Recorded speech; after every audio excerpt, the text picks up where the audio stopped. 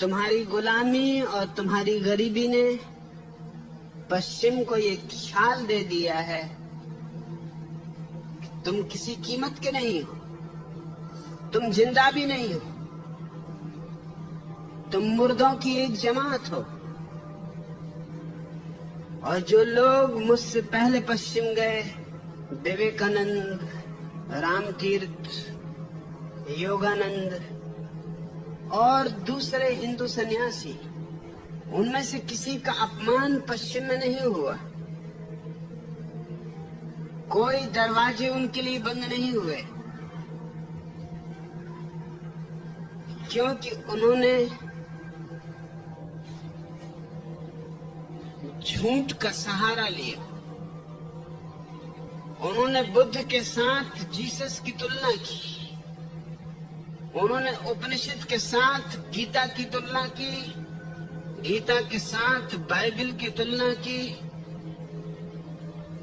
पश्चिम के लोगों को और भी गौरवमंडित किया।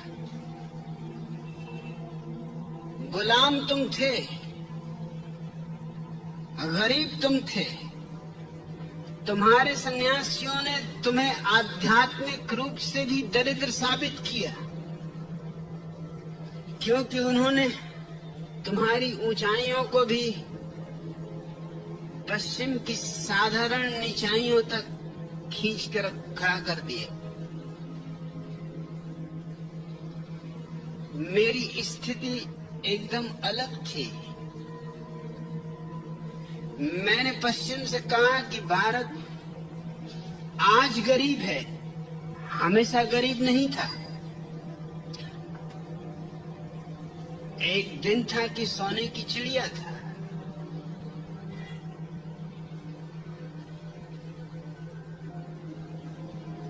और भारत ने जो ऊंचाइयां पाई हैं, उनके तुमने सपने भी नहीं देखे। और तुम जिसको धर्म कहते हो, उसको भारत की ऊंचाइयों के समक्ष धर्म भी नहीं कहा जा सकता।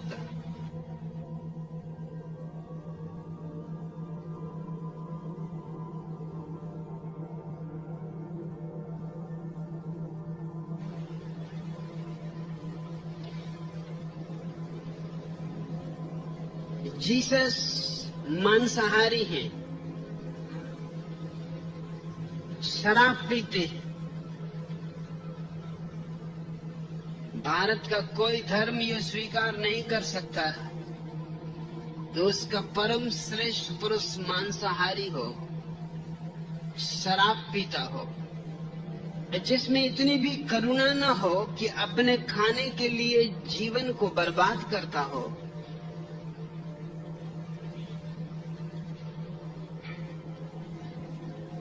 जो अपने भोजन के लिए इतना अनादर करता हो जीवन का। और जो व्यक्ति शराब पीता हो, उसे ध्यान की ऊंचाइयों को पाने का तो सवाल ही नहीं उठता। शराब तो दुखी लोग पीते हैं,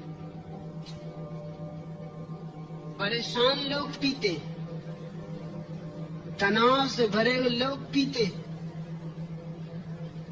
क्योंकि शराब का गुण तुम जिस हालत में हो उसे भुला देने का।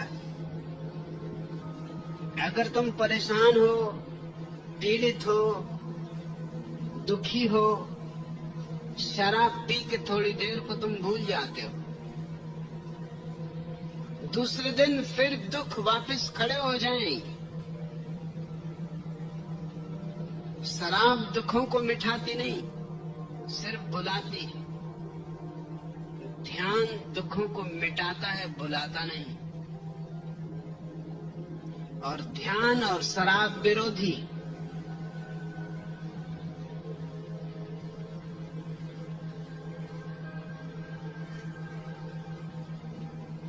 ईसाइयत में ध्यान के लिए कोई जगह नहीं। लेकिन तुम्हारे विवेकानंद और योगानंद और रामतीर्थ सिर्फ प्रशंसा पाने के लिए पश्चिम की ये समझाने की कोशिश करते रहे कि जीसस उसी कोटि में आते हैं जिसमें बुद्ध आते हैं, जिसमें महावीर आते हैं। ये झूठ था।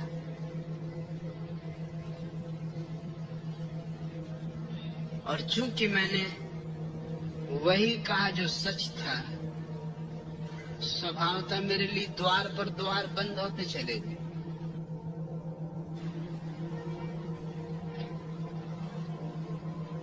मैं नहीं स्वीकार करता हूं कि जीसस के कोई भी वचनों में वैसी ऊंचाई है जो उपनिषद में है, या उनके जीवन में कोई ऐसी खूबी है जो बुद्ध के जीवन में। उनकी खूबियां साधारण हैं। कोई आदमी पानी पे चल भी सके तो ज्यादा से ज्यादा जादूगर हो सकता है।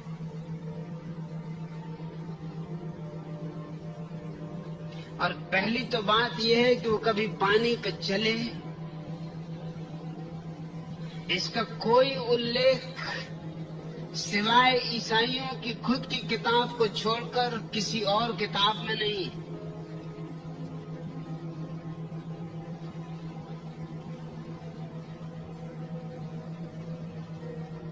अगर जीसस पानी पर चले तो इसमें कौन सा अध्यात्म है? पहली बात तो चले नहीं। अगर चले हाँ तो पोप को कम से कम किसी स्विमिंग पूल पर ही चल के बता देना चाहिए। स्विमिंग पूल भी छोड़ो, बाथ टब,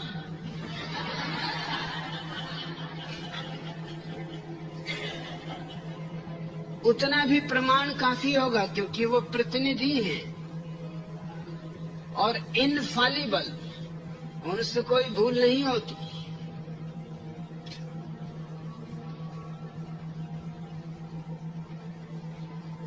और अगर कोई आदमी पानी पे चला भी हो तो इससे अध्यात्म का क्या संबंध है? रामकृष्ण के पास एक आदमी पहुंचा। वह एक पुराना योगी था, रामकृष्ण से उम्र में ज्यादा था। रामकृष्ण गंगा के तट पर बैठे थे। उस आदमी ने आके कहा कि मैंने सुना है तुम्हें लोग पूछते, लेकिन अगर सच में तुम्हारे जीवन में अध्यात्म है तो आओ मेरे साथ गंगा पर चलो। रामकृष्ण ने कहा थके मांदे हो, थोड़ा बैठ जाओ, फिर चल लेंगे। अभी कहीं जाने की भी कोई जरूरत नहीं है और तब तक कुछ थोड़ा परिचय भी हो ले, परिचय भी नहीं है। पानी पर चलने में तुम्हें कितना समय लगा सीखने में? उस आदमी ने कहा 18 वर्ष। रामकृष्ण हंसने लगे। उन्होंने कहा मैं तो पानी पर नहीं चला, क्योंकि 2 पैसे में गंगा पार कर जाता हूं। 2 पैसे का काम 18 वर्ष में सीखना मैं मूर्खता समझता हूं, अध्यात्म नहीं। और इसमें कौन सा अध्यात्म है कि तुम पानी पे चल लेते हो? इससे तुमने जीवन का कौन सा रहस्य पा लिया है?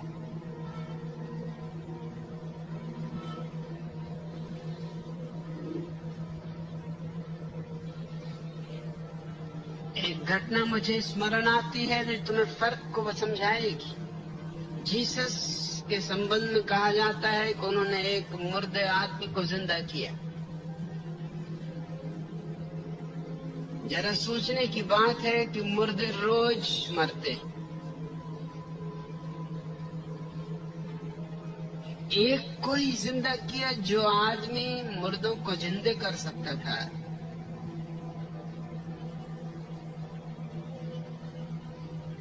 ये थोड़ा आश्चर्यजनक है कि उसने एक को ही जिंदा किया, और वो भी उसका अपना मित्र था,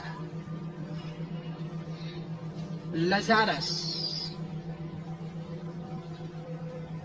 मामला बिल्कुल बनाया हुआ है।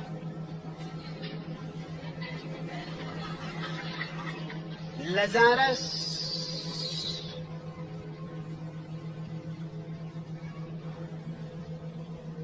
एक गुफा में लेटा हुआ है और जीसस बाहर आके आवाज देते हैं, लजारस उठो।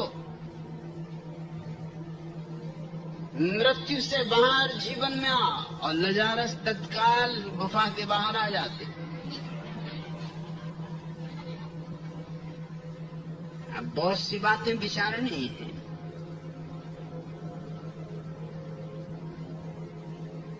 पहली तो बात, यह आदमी जीसस का बचपन का मित्र था। दूसरी बात, जो आदमी मर जाने के बाद वापस लौटा हो, उसके जीवन में कोई क्रांति घटनी चाहिए। लजारस के जीवन में कोई क्रांति नहीं घटी। इस घटना के अलावा लजारस के बाबत कहीं कोई उल्लेख नहीं। क्या तुम सोचते हो एक आदमी मर जाए, मृत्यु के पार के जगत को देखकर वापस लौटे और वैसा का ये वैसा बना रहे?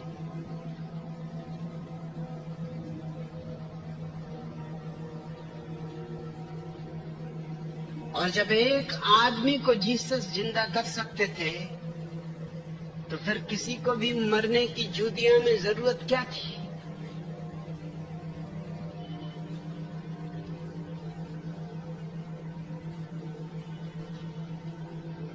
इस घटना को मैं इसलिए ले रहा हूं कि ठीक ऐसी ही घटना बुद्ध के जीवन में घटी।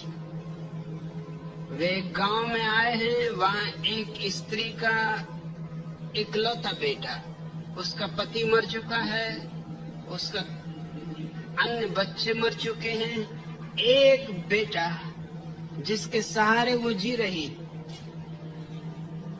वो भी मर गया। तुम सोच सकते हो उसकी स्थिति। वो बिल्कुल पागल हो उठी। गांव के लोगों ने कहा कि पागल होने से कुछ भी ना होगा, बुद्ध का आगमन हुआ है, ले चलो अपने बेटे को, रख दो बुद्ध के चरणों और कहो उनसे कि तुम तो परम ज्ञानी हो, जिला दो इसे। मेरा सब कुछ छिन गया, इसी एक बेटे के सहारे में जी रही थी, अब ये भी छिन गया, अब तो मेरे जीवन में कुछ भी ना बचा।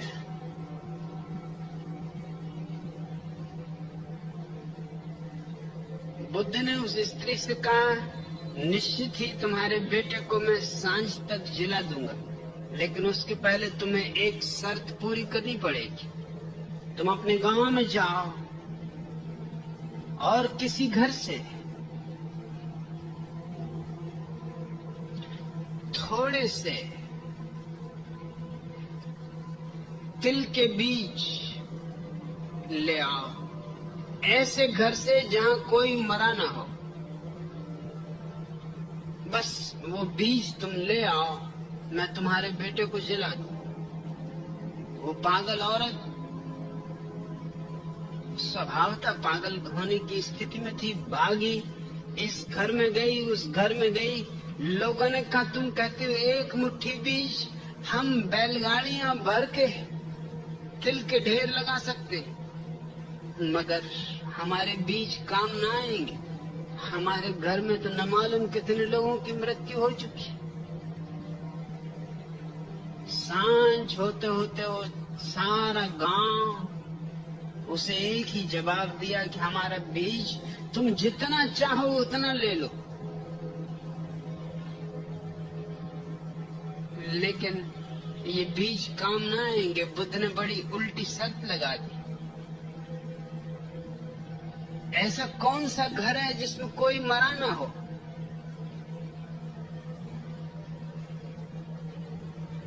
दिन भर का अनुभव उस स्त्री के जीवन में क्रांति बन गया। वो वापस आई, उसने बुद्ध के चरणों को छुआ और कहा कि भूले, छोड़ें इस बात को कि लड़का मर गया। यहाँ जो भी आया है उसको मरना पड़ेगा। तुमने मुझे ठीक शिक्षा दे दी। अब मैं तुमसे ये चाहती हूँ कि इसके पहले मैं मरूं, मैं जानना चाहती हूँ वो कौन है मेरे भीतर जो जीवन, मुझे दीक्षा दो।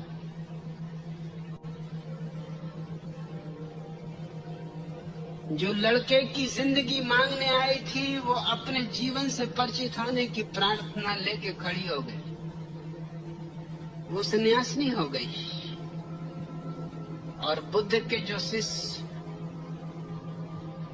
परम अवस्था को उपलब्ध हुए उनमें अग्रणी थी। इसको मैं क्रांति कहता हूं। बुद्ध अगर उस लड़के को जिंदा भी कर देते तो भी क्या था, एक दिन तो वो मरता ही। लजारस भी एक दिन मरा होगा, लेकिन बुद्ध ने उस स्थिति का एक आध्यात्मिक रुख, एक नया आयाम ले लिया। हम हर चीज को ऊपरी और बाहरी तल से देखने के आदी नहीं। मैं मानता हूं बुद्ध ने जो किया वो महान, और जो जीसस ने किया वो साधारण, उसका कोई मूल्य नहीं। मेरी इन बातों ने पश्चिम को घबरा दिया।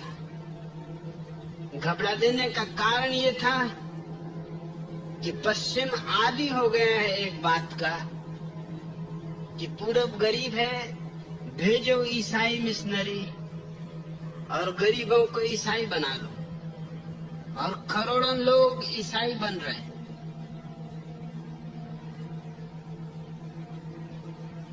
लेकिन जो लोग ईसाई बन रहे हैं पूरब में, वो सब गरीब हैं, भिखारी हैं, अनाथ हैं, आदिवासी हैं, भूखे हैं, नंगे हैं।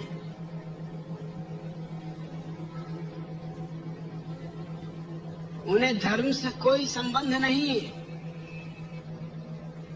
उन्हें स्कूल चाहिए, अस्पताल चाहिए, दवाइयां चाहिए, उनके बच्चों के लिए शिक्षा चाहिए, कपड़े चाहिए, भोजन चाहिए। ईसाईयत कपड़े और रोटी से उनका धर्म खरीद रही है। मुझे दुश्मन की तरह देखने का कारण ये था कि मैंने कोई पश्चिम के गरीब को या अनाथ को या भिखमंगे को, और वहां कोई भिखमंगों की कमी नहीं, सिर्फ अमेरिका में 30 मिलियन भिखारी हैं।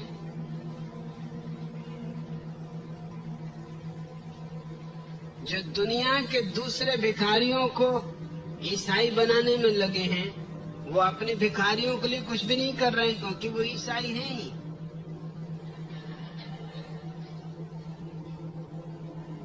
मैंने जिन लोगों को प्रभावित किया उनमें प्रोफेसर थे, लेखक थे, कवि थे, चित्रकार थे, मूर्तिकार थे, वैज्ञानिक थे, आर्किटेक्ट थे, प्रतिभा संपन्न लोग थे। और ये बात घबराहट की थी कि अगर देश के प्रतिभा संपन्न लोग मुझसे प्रभावित हो रहे हैं तो ये एक बड़े खतरे की सूचना है, क्योंकि यही लोग हैं जो रास्ता तय करते हैं दूसरे लोगों के लिए।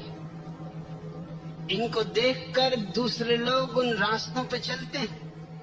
इनके पद चिन्ह दूसरों को भी इन्हीं रास्तों पर ले जाएंगे। और मैंने किसी को भी नहीं कहा कि तुम अपना धर्म छोड़ दो। मैंने किसी को भी नहीं कहा कि तुम कोई नया धर्म स्वीकार कर लो। मैंने तो सिर्फ इतना ही कहा कि तुम समझने की कोशिश करो क्या धर्म है और क्या अधर्म। फिर तुम्हारी मर्जी, तुम बुद्धिमान हो और विचारशील हो। मेरा एक ही जुर्म है और एक ही अपराध है कि मैंने उन देशों में पहली बार ये जिज्ञासा पैदा की कि जिस पूरब के लोगों को हम ईसाई बनाने के लिए हजारों मिशनरियों को भेज रहे हैं, उस पूरब ने आकाश की बहुत ऊंचाइयां छुई। हम अभी जमीन पर भी घसीटने के योग्य नहीं। उन ऊंचाइयों के सामने उनकी बाइबल, उनके प्रोफेट, उनके मसीहा बहुत बचकाने, बहुत अदना, अप्रौढ़, अपरिपक्व सिद्ध होते। इससे घबराहट और एक बेचैनी पैदा हो गई। मेरी एक भी बात का जवाब पश्चिम में नहीं है।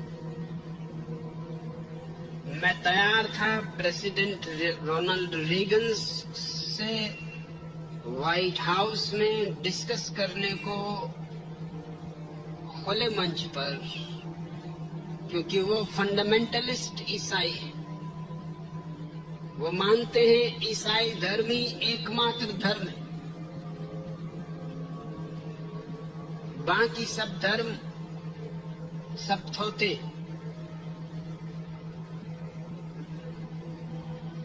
पोप को मैंने कई बार निमंत्रण दिया कि मैं वाटिकन आने को तैयार हूं, तुम्हारे लोगों के बीच तुम्हारे धर्म के संबंध में चर्चा करना चाहता हूं और तुम्हें चेतावनी देना चाहता हूं कि जिसे तुम धर्म कह रहे हो वो धर्म नहीं है, और जो धर्म है तुम्हें उसका पता भी नहीं। स्वभाव था मैं उन्हें दुश्मन जैसा लगा। एक अकेला आदमी कभी भी सारी दुनिया में इस बुरी तरह दुश्मन पैदा करने में समर्थ नहीं हुआ है।